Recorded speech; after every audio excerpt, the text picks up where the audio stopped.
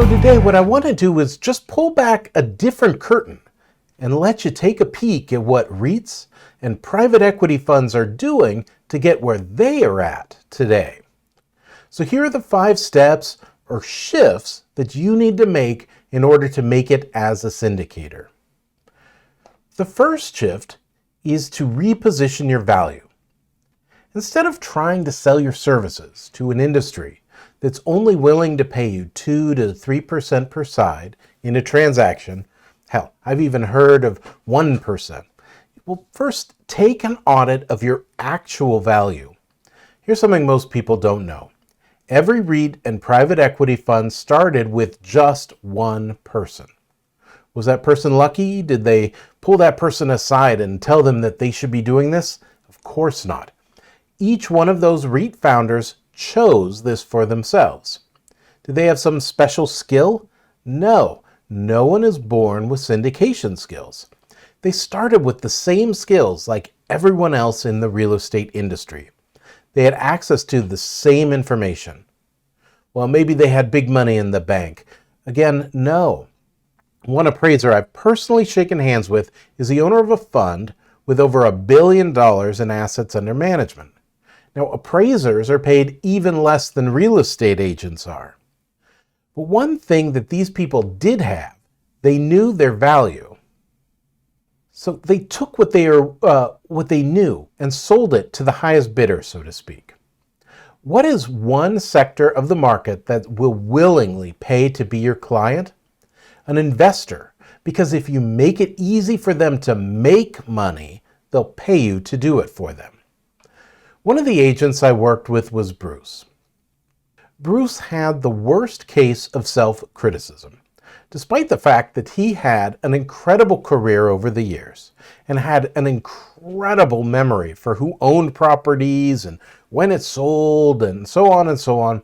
He had a real connection with all of his past clients. I mean, he's the guy that brought cake to all of his first client meetings. Of course they loved him. But Bruce felt like he had a few skeletons in his closet. See, in the back of his mind, he always stopped himself for going through and doing really big things, well, for a lot of reasons, but one of them, probably chief in his mind, was that he didn't go to college. Because he didn't go to college, he was worried that, well, maybe his underwriting skills weren't really there. Well, one day, a seller gave him a listing, and it felt like it was a sign from above. I bet you've had that happen to you too, when it's a shame to just list the property and let someone else benefit from it, right?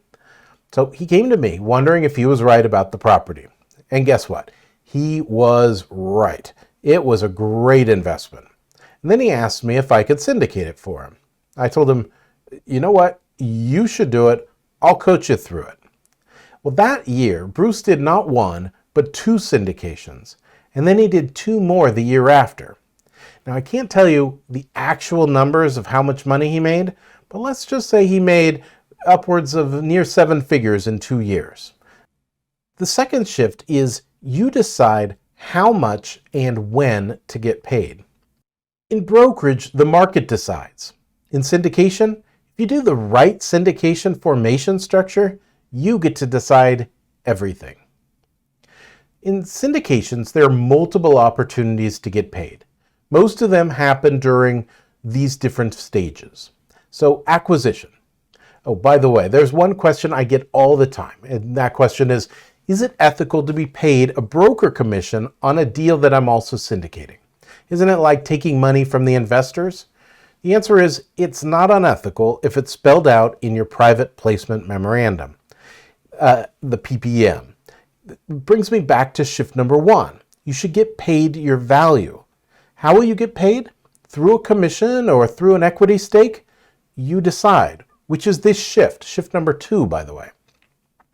The second opportunity to get paid is during the life of the asset. How? Well, once again, you get to decide. Will you get a recurring distribution of revenue the same way investors do?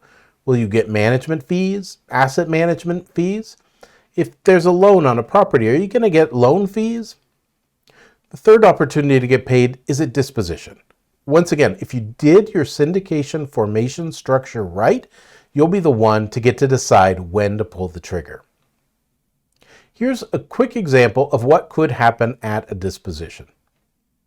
And I'm going to make this one extremely modest. I mean, this is no sizzle at all on this deal. It's a very, very simple transaction, but it will make the point that there's a lot of money to be made in even just the simplest deal. That's a good investment. So it is a single tenant, triple net, no added value, no crazy appreciation, just super, super simple. It's a $2.5 million triple net, 10% rent bumps every 5 years with a great tenant. You went in early with the developer who let it go for a 6 cap right at the start. But let's say you were due $50,000 in brokerage fees for representing the buyer. Here, that's your syndication of that $2.5 million, $2.5 million property, right? You put that back into the deal in exchange for equity in that deal. The property is financed at 50% loan to value, and that leaves $1.25 million total equity in the deal. You wrote in getting paid a very modest 10% straight equity payment for putting the deal together. So now you have the $50,000 in broker fees plus $125,000 more in equity as a syndicator, giving you a total of $175,000, a 14% stake. 5 years later, the NOI is 10% up, the lease still has 10 years left, and you decide it's time to sell for $2.75. After broker fees of $110,000, half of which go to you, the loan gets paid off, leaving you with about $1.3 million to pay out. You get the broker fee of $55,000 plus the 14% of the payout of the equity of $182,000, giving you $237,000 in this one extremely modest, simple, no sizzle transaction. Do you think you can find a more interesting deal than a 6 cap triple net property? I think you probably can. Equity is definitely king in this sort of deal. I mean, just think about it. Every year this property was under your management, you got your share of rents just like the rest of investors. Your equity share appreciated along with the property. Plus, that equity is like having a golden brick in a bank. I'm not saying you could do this easily, but if the private placement memorandum allowed it and you really needed to, you could be able to sell your share to other investors and cash out of the deal early. Now, at the beginning, I promised to show you 7 ways to get paid as a syndicator. So here they are, and this isn't even all of them. The brokerage fee, the acquisition and a disposition fee. These are fees that are paid to the syndicator for putting that deal together, either buying that property or selling it. A financing fee, getting that loan approved and going through the motions of that. Property management fees, asset management fees, marketing fees, and then of course your waterfalls, your straight equity, etc. Pretty awesome, isn't it? Now you might be wondering, but wait, will there be enough money for the investor if I keep doing all these things? Well, it's a great question, the answer of which should be grounded in, once again, doing things ethically, but also in choosing the right property for syndication. It's got to be the right deal. And guess what? I keep seeing my clients come across them all the time. Get excellent at spotting an opportunity and you will get your payday. I'll talk more about that in shift number 4, which is coming up. The third shift is your why. Make your why your investor's why. I'm sure you can see the power of syndication to make you real money. That shouldn't be your why. From the moment investors put their trust into your investment, you've taken on a personal responsibility for your client's welfare. In order to have a very successful syndication business, you must put your clients first. You must take care of them first. If somehow they feel like you're not treating them well, You simply won't have a long-lasting career in this business, and your business will not grow the way you want it to. Reputation is the most important thing in this line of work because happy investors, well, they hang out with many other wealthy people who also want to make lots of money. And guess what they talk about that early Saturday morning when the greens are glistening in the morning sun and their buddies are with them for a round of golf? They talk about how you made them lots of money. In brokerage, happiness doesn't often enter into the equation. But when it comes to investments, the reason people invest is to have a better lifestyle, to be able to afford that second vacation home or send the kids to a better college, and you get to make that difference for them. That's why your why should always be about helping your investors live a better life. And the better life that they live, the happier they'll be about reinvesting with you again, making your life better. Do you see what I'm talking about? The fourth shift is think like a founder. If you were to spend as much time studying REITs and family offices as I did, you'd find out that most of them specialize in something. It could be a property type, like some REITs do only strip malls, some do storage facilities. Or it could be the location. Let's say they focus on urban developments in close proximity to colleges and vibrant infrastructure. I tell my coaching club members to take a page from a REIT's book. Be a founder. Develop your founder's investment theory because, first of all, now that you're a principal in a transaction and you call the shots, and second of all, as a founder of your own investment firm, and that's who you're going to be, by the way, an owner of an investment firm. And as a founder, you must be very selective on the kinds of properties to add to your portfolio. These properties are your track record. Think of it as a resume. The better ROIs and outcomes for the investors, the easier it will be for you to get new acquisitions funded. Another thing that founders do is they create a strong foundation from the very beginning. I call it the C.O.R.E, C-O.R.E, which stands for Company, Operations, Rally, and Exit. Here's an eagle-eye map to help you get more detailed view of how the elements of the core fit together. I cannot stress enough the importance of starting out with the right management entity. Some syndicators might need more asset protection than others, but might choose less involvement in running the entity.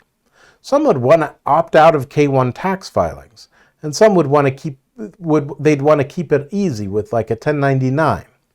With all the available choices, there will be one entity type that fits all of your criteria the best. As you can see, the first three parts, company, operations, and rally, are crucial to get right from the very beginning because you'll sleep better and your life will be so much easier once all the systems are in place and running smoothly. The company is where you set yourself up for a smooth journey. Operations is where you run every system within your company, including the number one job of a syndicator, finding new investors.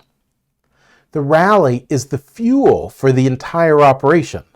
First, it's about the property. Listen, you cannot sell a dead horse.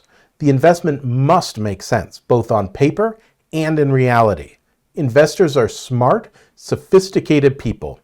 Yes, they want ease of placing money with a syndicator, but they also want to see their money really working for them. Let's say you found a gem of a property. What's next? Well, try it on for size. See what the matrix of choices looks like. What's the return if it's an all-cash deal? What's the return if you take out a loan? Which terms are best for your planned hold period? What's the risk? In one of my syndications, I was really tempted to take out a loan because there would be that much less money I needed to raise.